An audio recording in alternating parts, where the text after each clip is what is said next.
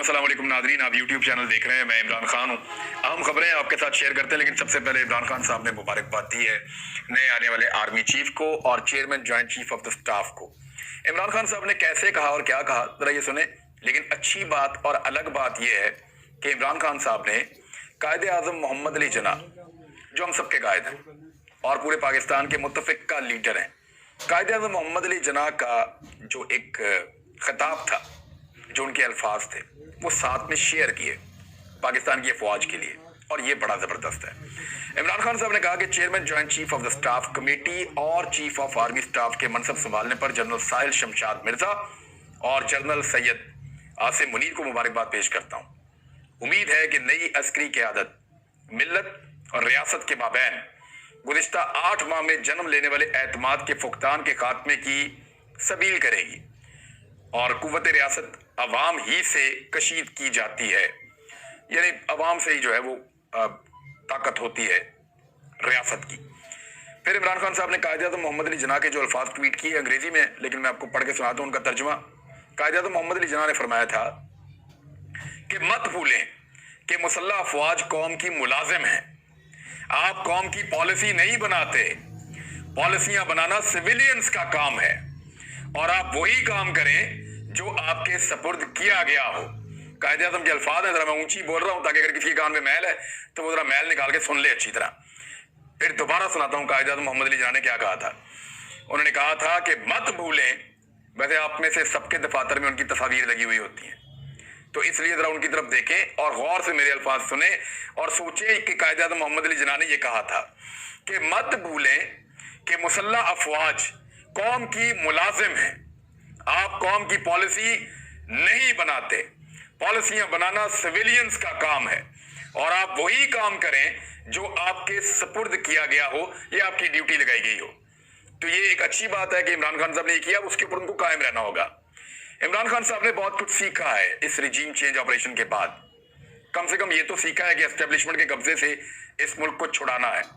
ये बातें नवाज शरीफ ने भी कहा था, मैंने सीख ली है, लेकिन हमने बाद में देखा कि उनकी पार्टी ने, उनकी बेटी ने, उनके दामाद ने, उनके रिश्तेदारों ने, उनके भाई ने, सब ने बूट पॉलिश करना शुरू कर दिए और इतने बूट पॉलिश किए कि अब नया वाला बूट भी पॉलिश कर रहे हैं। पुराना बूट पॉलिश कर करके घिसा दिया और उसके बाद अब नया बूट भी पॉलिश कर रहे हैं। तो नवाज शरीफ साहब ने लगता है कुछ नहीं सीखा। जरदारी साहब एस्टेब्लिशमेंट की गुड बुक्स में रहना चाहते हैं। यानी पीपल्स पार्टी की तो हालत ये हो गई है कि फिर भी शहबाज शरीफ ने जनरल कमर जावेद बाजवा की रिटायरमेंट के बाद अपना बंदा तो वापस बुला लिया ना। वजीर कानून आजम नजीर तारड़ शहबाज शरीफ साहब ने वापस बुला लिया, उनको इस्तीफा मंजूर नहीं किया। लेकिन अगर आप आसिफ अली जरदारी को देखें या बिलावल को देखें तो उन्होंने मुस्तफा नवाज खोकर जिसने स्टैंड लिया उसको फारग ही कर दिया पार्टी से, सेनेटरशिप से, हर जगह से वापस नहीं लिया अपना बंदा। तो पीएमएलएन और पीपल्स पार्टी सारे इस वक्त बी टीम बने हुए हैं एस्टेब्लिशमेंट की। तो इमरान खान साहब ऐसे मौके पर अगर ऐसी बात कर रहे हैं तो ये बड़ी अच्छी बात है और इसका फायदा पब्लिक में इमरान खान साहब को हो रहा है। कैसे हो रहा है? इलेक्शन कमीशन ऑफ पाकिस्तान ने रिपोर्ट जारी की है। रिपोर्ट क्या कहती है जरा सुने आप। इलेक्शन कमीशन ऑफ पाकिस्तान ने अदाद-ओ-शुमार जारी किए हैं और इन अदाद-ओ-शुमार के ऊपर एक मुफस्सल रिपोर्ट है। वो रिपोर्ट ये कहती है कि 12 जमातों पर मुश्तमिल जो हुकूमती इत्तेहाद है, ये 12 जमातें तो एक अलग है ना, जो पहले से पीडीएम में चल रही हैं, पीपल्स पार्टी शामिल करें, जो नई जमातें आई हैं वो भी शामिल करें, तो ये 16 जमातें प्लस एस्टेब्लिशमेंट प्लस पाकिस्तान का 95% मीडिया बनता है। लेकिन क्योंकि इलेक्शन कमीशन है वो ये सारा कुछ नहीं लिख सकता। वो नहीं लिख सकता कि इसके अंदर वो शामिल कर दे इलेक्शन कमीशन को भी, वो शामिल कर दे एस्टेब्लिशमेंट को भी, वो शामिल कर दे पाकिस्तान के 95% मीडिया को भी, माफियाज को भी, तो वो ये नहीं कर सकता। लेकिन जो उन्होंने जो कहा वो बता देता हूं कि 12 जमातों पर मुश्तमिल इत्तेहाद अपनी मकबूलियत खोने लगा है, जबकि पीटीआई की मकबूलियत इसकी हुकूमत के खात्मे के बाद से मुसलसल लगातार बढ़ती चली जा रही है। इलेक्शन कमीशन की जारी दस्तावेजात के अदाद-ओ-शुमार के मुताबिक मौजूदा हुकूमत के क़याम के बाद मुल्क भर में कौमी और सूबाई असम्बलियों की मजमूई तौर पर 36 नशिस्तों पर इंतखाबात हुए। एक नशिस्त ऐसी थी जिसमें पाकिस्तान तहरीक इंसाफ ने हिस्सा नहीं लिया। 35 पे उन्होंने इलेक्शन लड़ा और 27 पर उन्होंने कामयाबी हासिल की और इस कामयाबी का तनासुब 75% है। यानी इमरान खान साहब 75% इलेक्शन जीते हैं इस वक्त पाकिस्तान में। अगर आप वोटों की तादाद देखें तो अकेले इमरान खान ने जो वोट लिए हैं रिजीम चेंज ऑपरेशन के बाद से लेकर अब तक वो 18,59,322 वोट हैं। जबकि 12 जमातों ने मिलकर इमरान खान के खिलाफ जो मिलकर वोट लिए हैं 36 हल्कों में, और इसमें वो हल्का भी है जिसमें इमरान खान साहब ने इलेक्शन नहीं लड़ा, वो वोट शामिल कर रहा हूं मैं, तो वो सारे वोट मिलाकर 15,98,391 बनते हैं। सारे मिलकर इमरान खान से कम वोट ले रहे हैं और इमरान खान अकेले उनसे काफी ज्यादा वोट ले रहे हैं। इस दौरान कौमी असम्बली की 12 नशिस्तों पर ज़िमनी इंतखाबात हुए, जिनमें से 11 पर पीटीआई ने हिस्सा लिया। उनमें से 9 पीटीआई ने जीत ली, 2 पीपल्स पार्टी ने जीत ली। नून लीग कौमी असम्बली की एक सीट भी नहीं जीत सकी। यानी 12 पे इलेक्शन हुआ, 11 में पीटीआई लड़ी और नून लीग ने 12 के 12 के अंदर अपना जोर लगाया, लेकिन नून लीग एक भी नहीं जीत सकी। 2 पीपल्स पार्टी जीती है, जिनमें एक मुल्तान वाली सीट वो जीते हैं नून लीग की और सारी जमातों से मिलकर, और वो जेन्युइन इलेक्शन वो जीते हैं शाह महमूद कुरैशी की बेटी से। लेकिन जो कराची में वो इलेक्शन जीते हैं वो धांधली से जीते हैं, जुड़लू फेर कर जीते हैं, वरना वो भी फारिग था। तो इमरान खान अकेले ही जीतते चले जा रहे हैं। नून लीग कौमी असम्बली की एक भी नशिस्त हासिल नहीं कर सकी। पंजाब असम्बली में 23 ज़िमनी इंतखाबात हुए हैं, जिनमें से 20 एक साथ हुए थे और 3 अलग हुए हैं। उनमें पाकिस्तान तहरीक इंसाफ ने ज्यादा नशिस्तें जीती हैं, यानी 23 में से 17 हल्कों पर पीटीआई ने इलेक्शन जीता है और 2 के ऊपर बड़ी शदीद धांधली हुई थी रावलपिंडी और लाहौर वाली सीट पे, वरना पीटीआई की 19 नशिस्तें पक्की थी। चले 17 पर जो है वो पीटीआई ने इलेक्शन जीता है, 1 के ऊपर जो है वो आजाद उम्मीदवार इलेक्शन जीता है और सिर्फ 5 सीटें जो है वो नून लीग जीती है। ये हालत होगी नून लीग की, और 5 में से 2 को शदीद धांधली के बाद जीता है। तो अगर 23 में से 3 नशिस्तें नून लीग जीतती है बगैर धांधली के, और चले धांधली के साथ भी मिला लें तो 5 जीतती है, तो ये तो 20% भी नहीं बनता। तो इमरान खान साहब ने यहां पे भी लगभग 75% कामयाबी हासिल की है। तो हुक्मरान इत्तेहाद की नींदें उड़ गई हैं और ऐसे माहौल के अंदर बजाय इसके कि इमरान खान साहब एक कदम पीछे हटे, वो कई कदम आगे बढ़ गए हैं। उन्होंने ऐलान कर दिया है कि आइंदा इंतखाबात में देरीना कारकुनों को मैदान में उतारेंगे। ये इमरान खान साहब ने ऐलान किया है और उन्होंने कहा कि आइंदा इंतखाबात में जो बानी अरकान है उनको लेकर आऊंगा, और जो देरीना अरकान है, तगड़े हमारे कारकुन हैं, उनको हम टिकट जरूर देंगे।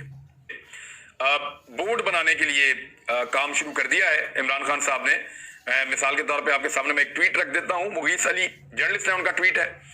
उन्होंने कहा कि तहरीक इंसाफ का हुकूमत पर दबाव बढ़ाने का फैसला, इमरान खान की हदायत पर आम इंतखाबात की तैयारियों का आगाज, पंजाब की कौमी और सूबाई असम्बलियों के टिकट के लिए पार्लिमानी बोर्ड की तश्कील का काम शुरू कर दिया गया।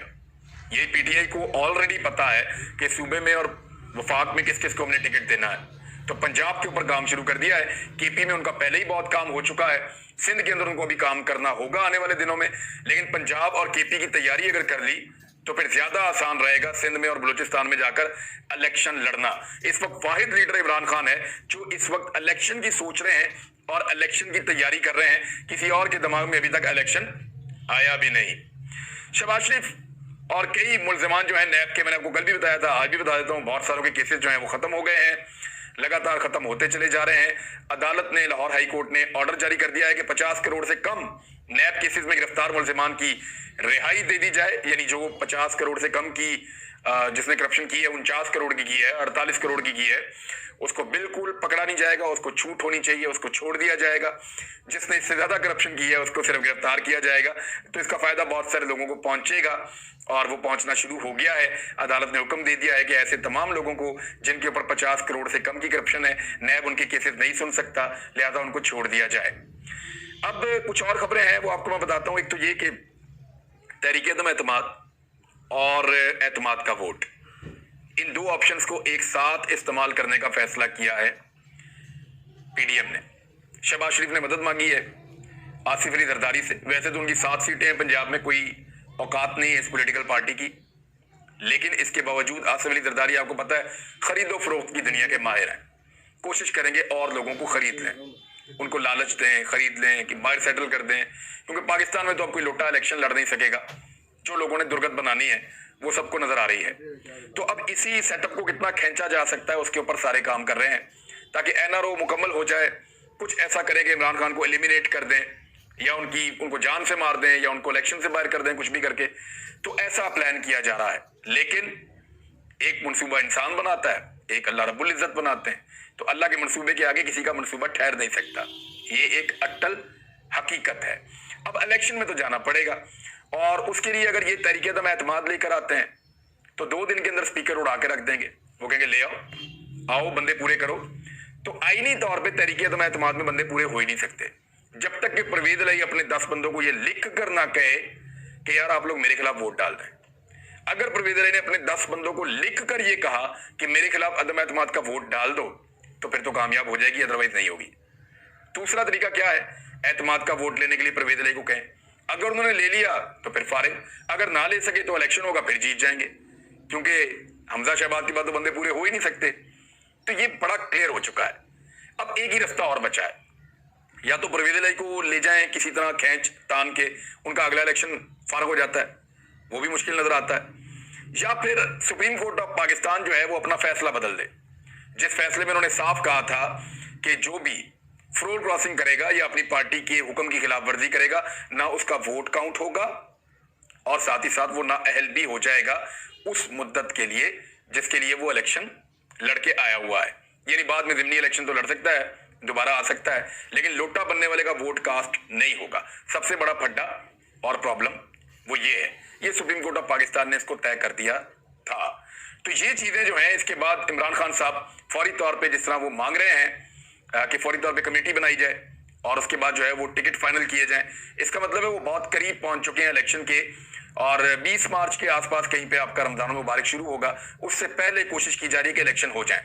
और अगर पूरे पाकिस्तान में नहीं होते तो खैबर पख्तूनख्वा और पंजाब के इलेक्शन भी अगर हो जाते हैं तो ये एक बहुत बड़ी कामयाबी होगी इमरान खान साहब की कि वो 5 साल के लिए खैबर पख्तूनख्वा और पंजाब में अपनी हुकूमतें पक्की कर लेते हैं। उसके बाद वफाकी हुकूमत का इलेक्शन होगा, कौमी असम्बली का और सिंध का और बलूचिस्तान का, तो ज्यादा फोकस करके इमरान खान साहब उसमें जा सकेंगे। क्योंकि देखिए 75 बंदे तो शहबाज शरीफ ने बांधे हुए हैं कैबिनेट के अंदर, वो 75 बंदे इलेक्शन लड़ने के लिए मैदान में आ ही नहीं सकते। पीएमएलएन के बड़े बड़े नाम सारे मिनिस्टर बने हुए हैं, पीपल्स पार्टी के बड़े बड़े नाम सारे मिनिस्टर बने हुए हैं, वो सारे इस इलेक्शन के अंदर मैदान में नहीं उतर सकते। जब वो मैदान में ही नहीं उतर सकते तो उनका मुकाबला कैसे करेंगे? दूसरी तरफ पीटीआई सारी की सारी वेली है, वो सारे ही मिलकर इलेक्शन लड़ेंगे और जब वो इलेक्शन लड़ेंगे तो वो ज्यादा कामयाबी हासिल करेंगे। तो पंजाब में जीतने के बाद उनकी 2 सूबों में हुकूमत होगी, जब वो अगले इलेक्शन में उतरेंगे तो उनके जीतने के इम्कान और ज्यादा बढ़ जाएंगे। बांध लिया बहुत बुरी तरह। सिर्फ एक रास्ता मुझे नजर आता है, सिर्फ एक रास्ता नजर आता है कि एस्टेब्लिशमेंट के अंदर जो तब्दीली हुई है, जैसे जनरल कमर जावेद बाजवा साहब ने हाथ रखा हुआ था इन एस्टेब्लिशमेंट की जो जमातें बनी हुई थी सारी पीडीएम की, इनके सर पे जैसे जनरल कमर जावेद बाजवा साहब ने दस्ते शफकत रखा हुआ था, ऐसे ही अगर जनरल आसिम मुनीर भी इनके सर के ऊपर दस्ते शफकत रख दें और इनको वो सारा कुछ प्रोवाइड करें और वो सारी सहूलियात दें जो सहूलियात इनको जनरल कमर जावेद बाजवा दे रहे थे, तो फिर तो बात बन सकती है, अदरवाइज बात बनती हुई दिखाई नहीं दे रही। अब आ जाए एक और खबर की तरफ, और ये बहुत इंपॉर्टेंट खबर है। एक तो मैंने आप सबसे गुजारिश की है कि अरशद शरीफ भाई के लिए, शहीद के लिए आप खत लिखें। हजारों लाखों खत रस्ते में हैं और वो जा रहे हैं सुप्रीम कोर्ट ऑफ पाकिस्तान की जानिब। महकमा माल ने अगर हमारे साथ डंडी ना मारी और अगर ये खत जाने दिए गए और सुप्रीम कोर्ट तक पहुंचने दिए गए और पहुंचना शुरू हो गए हैं, ये खतूत जाकर वहां पे हमारी तरफ से एक दरखास्त करेंगे चीफ जस्टिस ऑफ पाकिस्तान को, पाकिस्तान के सबसे मोतबर अदलिया के इदारे सुप्रीम कोर्ट ऑफ पाकिस्तान को, कि हमें इंसाफ चाहिए। हमारा एक सहाफ़ी जो पाकिस्तान के लिए बात करता था, जो शोहदा के ख़ानदान से था, उसको पाकिस्तान से भागने पर मजबूर किया गया, उसको तकालीफ दी गई, उस पर झूठे मुकदमात काटे गए, फिर दूसरे मुल्क में उस पर ज़मीन तंग की गई और तीसरे मुल्क में वो शहीद हो गया। और उसके बाद जिस तरह के हालात का हमने यहाँ पे जायजा लिया है, तो ये साफ नजर आ रहा है कि वो कौन था जिसने अरशद शरीफ का जीना हराम कर रखा था। तो हम ये चाहते हैं कि उन लोगों को कटहरे में लाया जाए, उन लोगों को सजा दी जाए और आइंदा के लिए ये सिलसिला बंद होना चाहिए। तो उसके लिए अब फैक्ट फाइंडिंग का जो काम है वो हो रहा है। मेरी आज वकला से भी बात हुई है जो सारे मामले को देख रहे हैं, और वो ये कह रहे हैं अगले 8-10 दिन के अंदर अंदर ये मामला एक नई सिमत में जाएगा, क्योंकि फैक्ट्स इकट्ठे हो चुके हैं, कुछ फैक्ट्स अभी इकट्ठे किए जा रहे हैं। अब इसमें एक फैक्ट जो था जिसमें मैं शुरू से बात कर रहा था कि उन 50 बंदों को बुलाएं जिन्होंने हम पे पर्चे करवाए। मेरे खिलाफ 22 मुद्दई हैं, 22 आदमी ऐसे हैं पाकिस्तान में जिन्होंने मेरे ऊपर मुकदमा दर्ज करवाया था बगावत के, उकसाने के, गद्दारियों के, पता नहीं कौन कौन से 22 बंदे ऐसे हैं पाकिस्तान में। अब 16 या 18 बंदे ऐसे हैं जिन्होंने अरशद शरीफ भाई के ऊपर मुकदमात करवाए थे। कुछ 10 के करीब बंदे ऐसे हैं जिन्होंने साबिर शाकिर भाई के ऊपर करवाए थे। समी इब्राहिम साहब के ऊपर जिन्होंने करवाए थे वो भी काफी सारे बंदे हैं। तो ये को 50 के करीब बंदे हैं जिन्होंने हम सहाफियों के ऊपर मुद्दई बनकर मुकदमात करवाए थे। इन बंदों को बुला ले और इनसे पूछें कि कौन था जो इनको कहता था कि तुमने ये पर्चे करवाने हैं। ये लिंक सीधा वहां तक जाएगा, नहीं जाएगा तो थोड़ा सा धक्का हम लगाएंगे, हम पहुंचा देंगे, हम आपको बताएंगे कि कौन है इसके पीछे। लेकिन अरशद शरीफ के खिलाफ FIR दर्ज कराने वाले तलबी के बावजूद पेश ना हुए। इंक्वायरी कमेटी ने अरशद शरीफ पर FIR दर्ज कराने वालों को तलब किया था। कमेटी ने मुतालिका सूबों के IGs को मुद्दइयों की हाजिरी यकीनी बनाने की हिदायत की थी। IG सिंध को, IG बलूचिस्तान को, IG पंजाब को इन लोगों को कहा गया था कि बंदे लेकर आओ जनाब। तो अब वो बंदे आए नहीं, एक भी बंदा पेश नहीं हुआ, एक भी मुद्दई नहीं आया। क्यों? कोई नशे का कारोबार करता है, कोई स्मगलिंग का कारोबार करता है, कोई फ्रॉड का कारोबार करता है, किसी का जुआ खाना है। इस तरह के 2 नंबर बंदे इकट्ठे करके हमारे ऊपर पर्चे करवाए गए थे। अब ये 2 नंबर बंदों के साथ क्या ताल्लुक है हमारी एजेंसियों का? मैं तो इस बात पे हैरान होता हूँ। यानी एजेंसियों को कोई इमाम मस्जिद नहीं मिला, कोई बेहतर आदमी नहीं मिला हमारे ऊपर पर्चा करवाने के लिए? वो जितने बंदे मिले वो सारा कुछ फ्रॉडिया है। कोई जो है वो बंदा जो है वो मनशियात फरोश है, कोई स्मगलर है, कोई का जुए का अड्डा है, कोई जो है वो 2 नंबर काम करता है, कोई पुलिस का डाउट है। अजीब गरीब किस्म के बंदे, खामा को 5% बंदे होंगे जो बंदे के पुत्र होंगे, 5 बंदे भी टोटल नहीं होंगे जो ठीक बंदे होंगे। सारे क्रिमिनल से हमारे ऊपर पर्चे करवाए थे। अब कोई बंदा पेश ही नहीं हो रहा, आ ही नहीं रहा। अब अरशद शरीफ शहीद के खिलाफ जो बगावत और गद्दारी समेत कई FIR दर्ज की गई थी, FIR दर्ज करने वालों में मतन का ताल्लुक जो है जो ताल्लुक था उनका बलूचिस्तान, 5 का सिंध के साथ था, 3 का बलूचिस्तान के साथ था और 1 का इस्लामाबाद से था। ये अभी इनको बुलाया गया, ये भी नहीं आ रहे। अब आप अंदाजा कर लें कि कैसे अब आगे आगे भाग रहे हैं वो सारे लोग जो कल पीछे लगे हुए थे। तो जुल्म जो है वो एक हद तक ही चल सकता है, इंसाफ का बोलबाला आखिर में होता है, चाहे हम जिंदा रहें या ना रहें। इंसाफ तो होगा और अल्लाह ताला इसी दुनिया में उन सबको एक्सपोज करेगा जिन्होंने जमीन को तंग किया मुहिब्बे वतन लोगों के लिए। अब तक इतने, अपना ख्याल रखिएगा, अपने चैनल का भी। अल्लाह हाफिज।